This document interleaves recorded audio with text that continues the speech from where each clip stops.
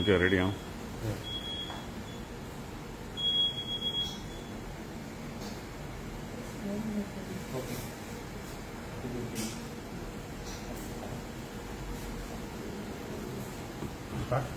Sir. This is the Community Health Center of Kankona.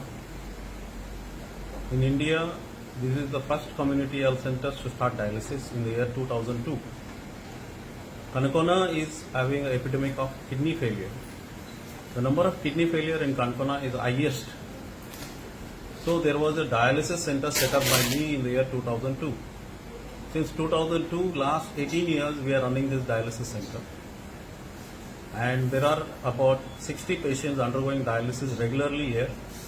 We have done lakhs of dialysis and we have not encountered a single death inside this dialysis center.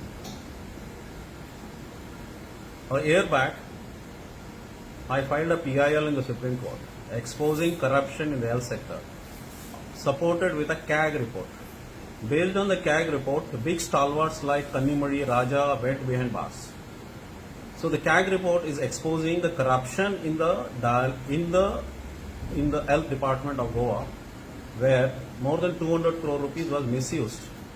And recently I filed one interlocutory application in the Supreme Court, wherein Prime Minister Care Fund 55 crore rupees was allotted to the Goa government to purchase ventilators.